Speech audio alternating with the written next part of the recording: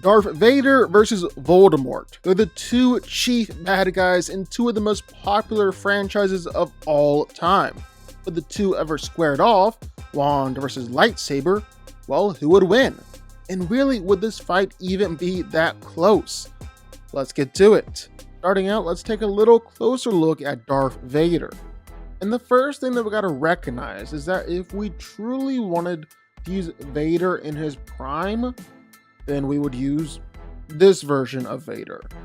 Anakin Skywalker was the most powerful Jedi in over a millennium, and he had unprecedented power in the Force.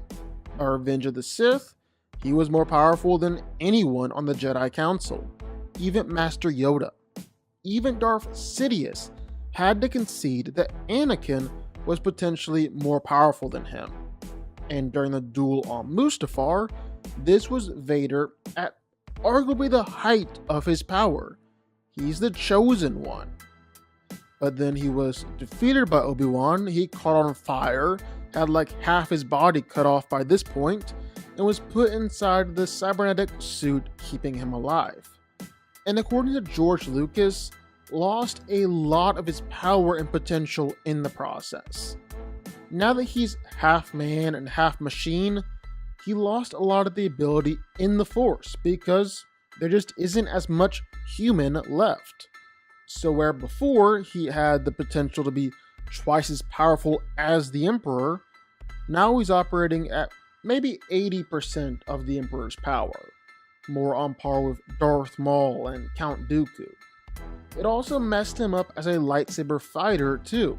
He lost and had to relearn a lot of the skill and ability that he had as Anakin, and definitely lost all that self-confidence that he had.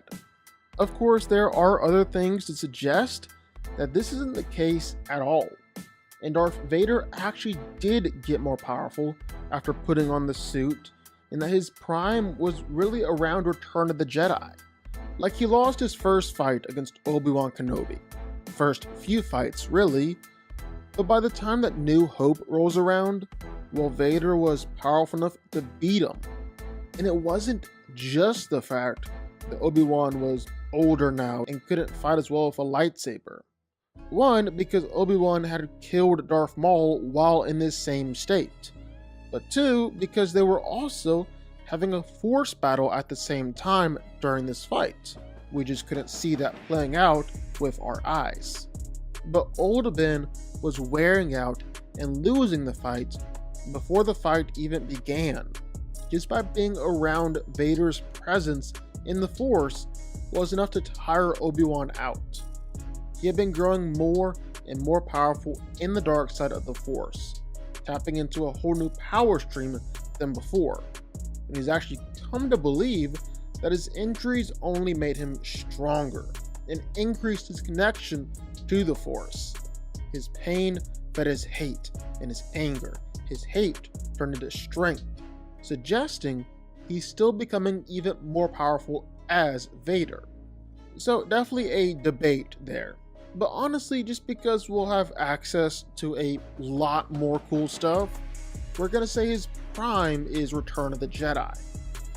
Darth Vader has been consistently called one of the deadliest Sith in history, one of the most powerful entities in the galaxy, and someone with the potential to rival or even possibly overthrow the Emperor himself. And this kinda did come to fruition. He did kill the Emperor, even if the death didn't really stick. His Force power manifests itself in a lot of different ways, from telepathy to creating Force barriers or amping himself with Force rage, but his primary has to be telekinesis. He's able to tear apart AT-ATs, bring down trees the size of buildings, or even bring down huge buildings themselves. His raw power is absolutely insane. And he's not necessarily just a bull in a china shop either. Darth Vader has pretty substantial control over everything around him. He's even able to force choke someone from all the way across the galaxy. But it doesn't just stop there. Outside of his insane connection with the Force, Vader is also a tremendously gifted and deadly fighter. He's impossibly strong, and he can use this in a fight, easily overpowering other Jedi or lightsaber fighters. He's surprisingly fast. Even with his robotic armor, he can block pretty much all attacks coming his way, and it's even been said that he's faster than the Emperor himself. Then where Vader shines is his durability, which makes sense. He's already missing half of his body and replaced it with metal. And even before that, he was still pretty good at enduring pain. Vader can legit walk through blaster fire, walk through explosions. It almost doesn't even faze him for the most part. He was even able to take Palpatine's Force Lightning. This is an attack powerful enough to have Maul crying on the floor and begging for mercy.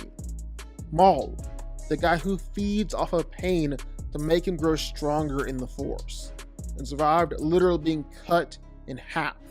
Palpatine's lightning had him screaming out, but when Sidious hit Vader with enough lightning to make his skeleton show up through the armor, I don't even know how that one's possible, well, Vader just kept on pushing, determined to kill him.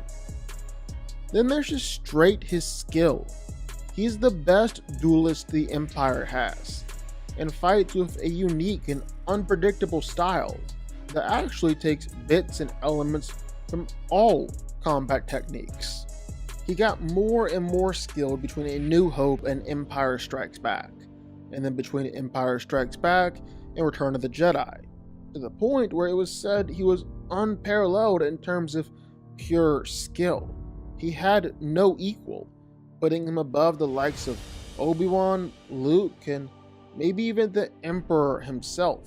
The ultimate dark wizard, one of the most powerful wizards in history, he who must not be named, Voldemort. And Voldemort is easily one of the most magical, one of the most powerful beings in Harry Potter, in the whole wizarding world. He knows basically every spell you can think of, every charm, jinx, or curse in the book, even if we didn't actually see him cast it himself. So we're talking about spells that can cause explosions, stun people, blind them, or wrap them all up, or even spells that can cause other attacks to rebound and hit the other person. And that's really just scratching the surface. I mean, Dumbledore said that Voldemort was the most brilliant student that Hogwarts had ever seen. And nowadays, well, Voldemort's magical knowledge is perhaps greater than anyone else alive. So yeah, it's safe to say that he knows pretty much everything about magic spells. It just kinda goes with the territory. He's extremely proficient with the dark arts, being able to send blasts of energy and cause massive explosions. He's a master when it comes to manipulating fire.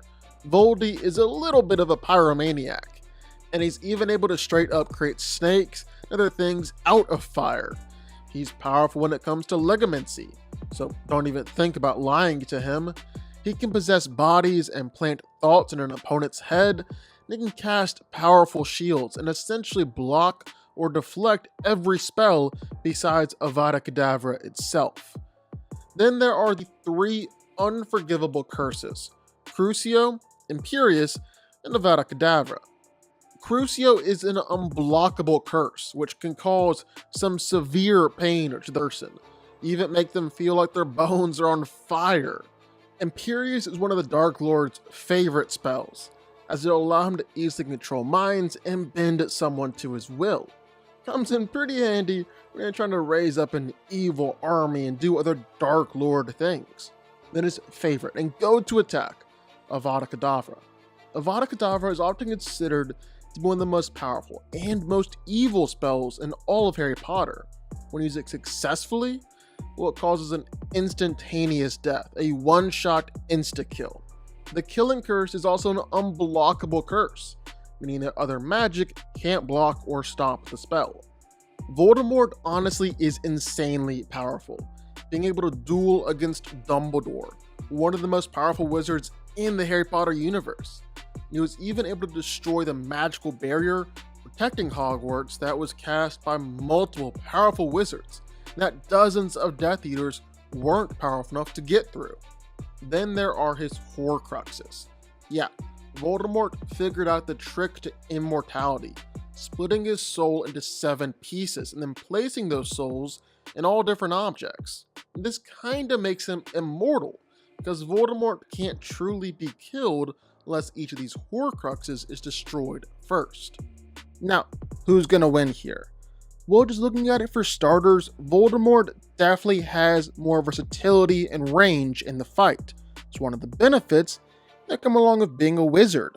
He could potentially launch out unforgivable curses or dark magic, which is the obvious choice for a dark wizard like Voldy, but he could also use a lightning spell in order to damage Vader's armor, use Expelliarmus to disarm Vader of his lightsaber, slow time and freeze Vader with Arresto Momentum. I guess it's possible for Voldemort to even straight up just transform Darth Vader into a spider and squish him. A lot of things at his disposal here. You can also probably argue that anything Darth Vader can accomplish through the Force, well, Voldemort can pull off something similar with his magic. So it's kinda hard to say that Vader can do something here that Voldemort can't replicate. But while Voldemort probably has a whole lot of ways to attack Darth Vader, that doesn't necessarily mean that those attacks are gonna do a whole lot. For starters, we know Voldemort likes to use elemental attacks like fire, water, things like that. We saw that in his fight with Dumbledore at the Ministry.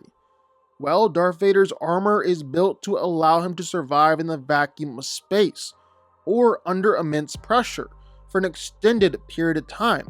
Most attacks aren't gonna faze him.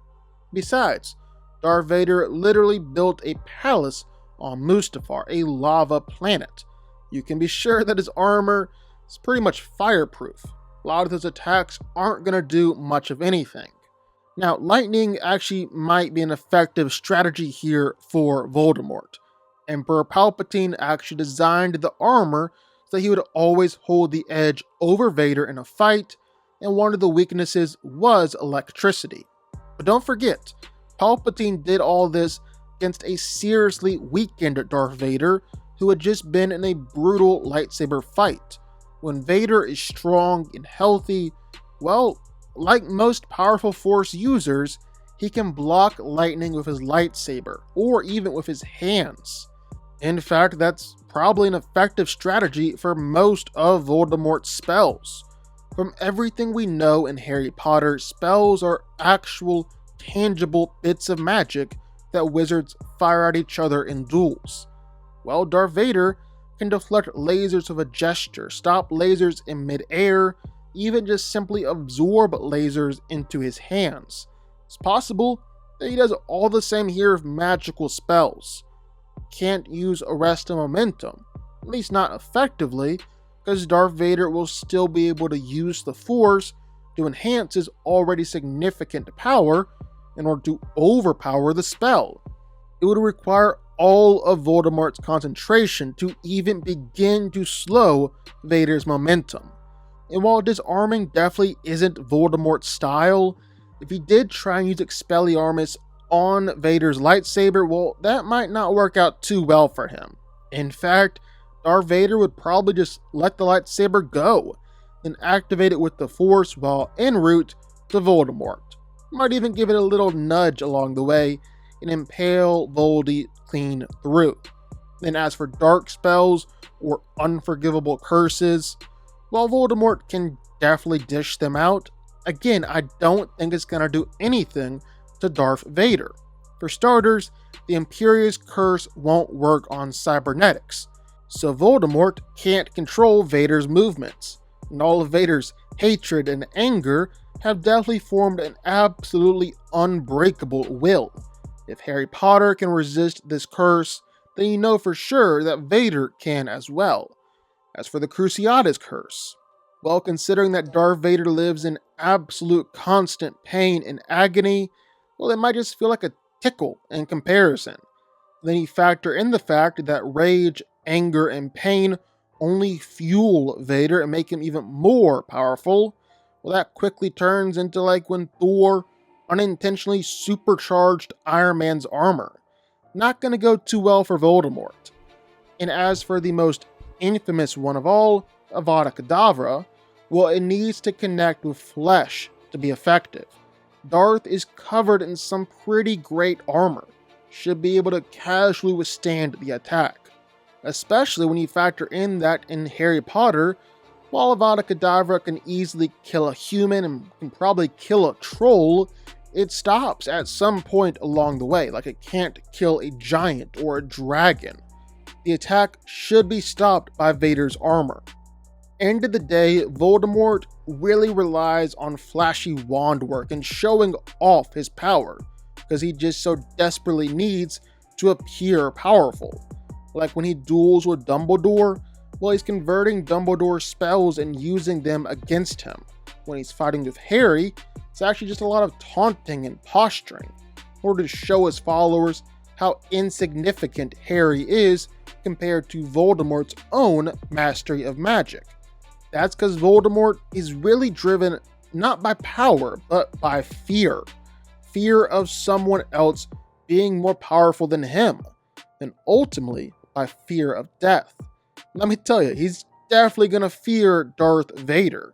Starting out, I think Vader might stand there and toy with Voldemort, intimidate him and let him know that he truly is more powerful. But when the smoke clears, well, Voldemort is meeting the wrong end of a lightsaber, or Darth Vader is unleashing that infamous Force choke. Just saying Voldemort's name made witches and wizards all over Great Britain scared, and dropping whatever they're holding. But Darth Vader was feared across the entire galactic empire, consisting of millions, billions of star systems. Saying his name brought terror throughout all of it. End of the day, Darth Vader is just on a whole other level. Voldemort looks like a scrawny man with a stick compared to this Dark Lord of the Sith. Darth Vader wins here, and it's not even close. But what do y'all think? Sound off in the comments down below. I know you're gonna have thoughts and feelings on this one for sure. If you stuck around this long and made it to the end of the video, that's amazing. Thank you so much for watching and for supporting us. And if you want to go subscribe, well, go subscribe. You're going to see more videos like this one every single week. I'll see y'all then. I'll see y'all next time.